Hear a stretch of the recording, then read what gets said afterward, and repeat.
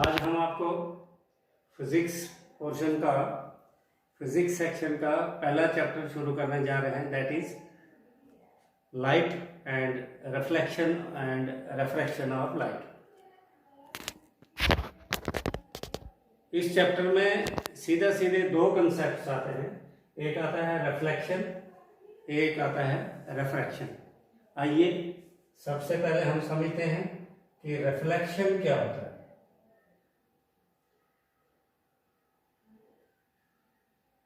Dear students, किसी भी smooth surface पे या किसी भी स्फेरिकल मिरर की एक साइड पॉलिश्ड होती है और एक साइड लुकिंग होती है, रिफ्लेक्टिंग होती है।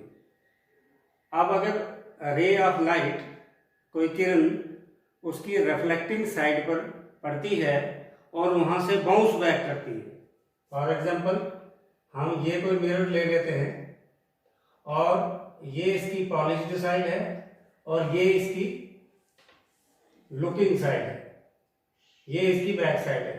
अब रे ऑफ लाइट जो है, सपोज यहां से इस पर स्ट्राइक करती है और यहीं से ये बाउंस बैक कर जाती है, मीन्स इसमें से क्रॉस नहीं करती, तो इसको हम बोलेंगे reflection. Reflection means when a ray of light strikes on the surface of mirror and it bounces back, it does not passes through that substance, so that is reflection। और reflection जो है ये एक स्पेकुलर रिफ्लेक्शन होता है और एक जो है मास रिफ्लेक्शन होता है, जहां पर स्पॉन्टेनियस रिफ्लेक्शन होता है। तो जो स्पेकुलर रिफ्लेक्शन होता है उसमें angle of incidence is always equal to angle of reflection. अब इसको आप कैसे समझेंगे? सपोज ये हमारे पास एक मिरर है और इस मिरर की ये साइड जो है ये पॉलिश्ड साइड है और ये साइड जो है ये लुकिंग है। अब रेज तो इनविजिबल होती है, दिखाई नहीं देती हैं, तो सपोज ये इंसिडेंट रे इस पर जो है स्ट्राइक करती है और स्ट्राइक करने के बाद ये इस डायरेक्शन में जा रही थी, इसके बीच में पास नहीं हुई बल्कि किसी दूसरे एंगल पर ये इस तरफ को मुड़ गई, तो हम इसको रिफ्लेक्शन कहेंगे।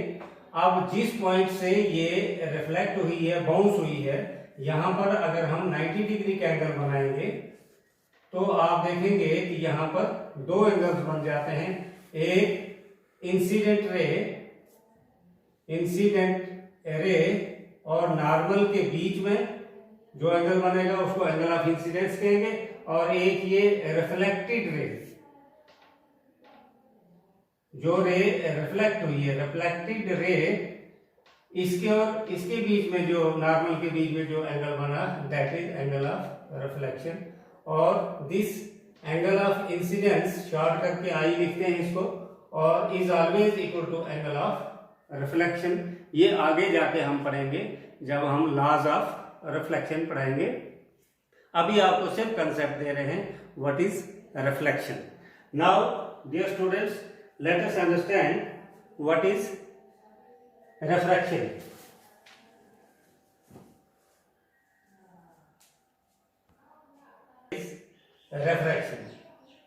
Refraction always takes place through a transparent medium। इसके लिए ट्रांसपेरेंट मीडियम होना जरूरी है,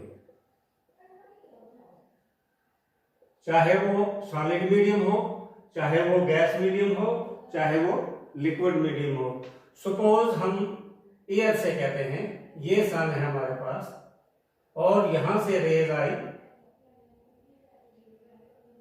अब यहां पर हवा में हम डिफरेंट लेयर्स सपोज करते हैं, या सपोज अब आप देखेंगे कि जब रे ऑफ लाइट एयर में से गुजरती है तो अगर इसका एक ही टेम्परेचर है तो it always travels in a straight line, but if the medium has different temperature then they act as different medium. तो उस सूरत में ये रे ऑफ लाइट इसमें से गुजर तो जाती है लेकिन ये अपने पाथ से बेंड होते जाती है, क्योंकि इसकी स्पीड और वेवलेंथ चेंज होते जाती है, और अल्टीमेटली जब बाहर निकलेगी तो ये इस तरह से निकलेगी। तो आप देखेंगे कि ये ray of light when it passes through the transparent medium, through the different layers of air, it changes its wavelength and it changes its speed, so it deviates from its path। ये गुजर तो जाती है बीच में से, लेकिन अपने रास्ते से डेविएट हो जाती है, भटक जाती है, और इसको बोलते हैं रिफ्रैक्शन। REFRACTION, reflection. और इसमें क्या हुआ कि रिफ्लेक्शन में ये रे जो है बाउंस बैक कर गई थी, इसके बीच में से क्रॉस नहीं हुई, यहां पर क्रॉस हो गई लेकिन अपने पाथ से भटक गई। यहां पर ओपेक मीडियम जो है चलता था, सिर्फ रिफ्लेक्टिंग सरफेस होनी चाहिए, लेकिन यहां पर ट्रांसपेरेंट मीडियम होना चाहिए, जैसे पॉलीथीन हो सकता है, जैसे क्लियर वाटर हो सकता है, जैसे ग्लास हो सकता है, जैसे एयर हो सकता है। This is the basic difference between reflection and refraction. इसी फेनोमेना ऑफ रिफ्रैक्शन की वजह से स्टार जो है ट्विंकल भी करते हैं, और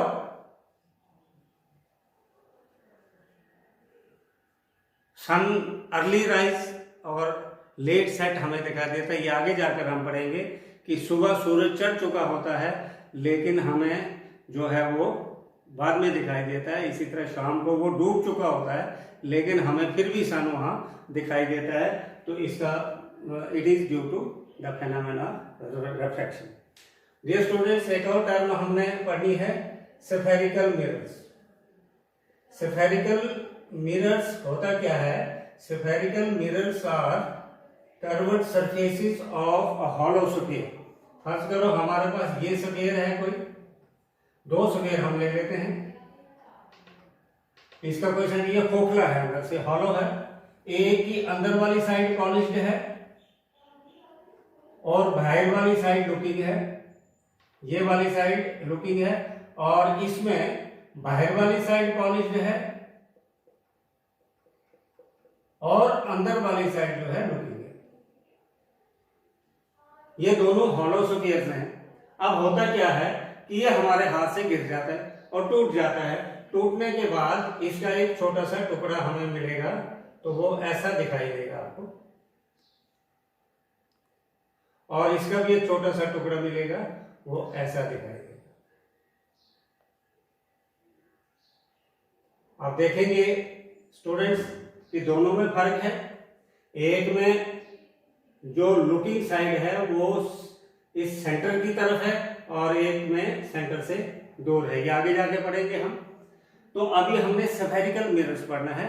spherical mirrors are basically curved mirrors which are a part of hollow sphere. ये किसी हॉलो स्फीयर के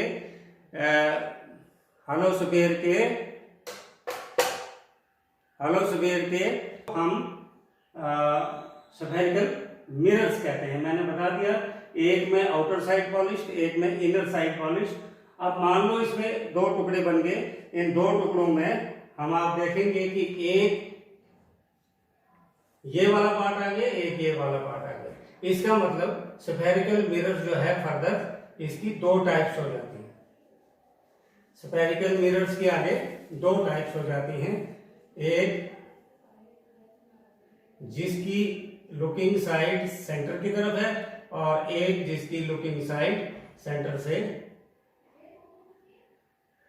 बाहर की तरफ है। इसलिए इसको बोलते हैं कनकेव मिरर,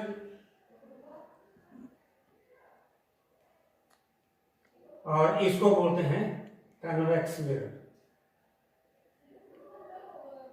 स्टूडेंट समझना है आपने, ये बाकी नोट्स आपको मिल जाएंगे। If the looking side is towards the center of the sphere, it is concave mirror, and if the looking side means reflecting side ये वाली है, इसमें reflecting side ये वाली है। If the looking side is towards the center of sphere, it is concave mirror, and if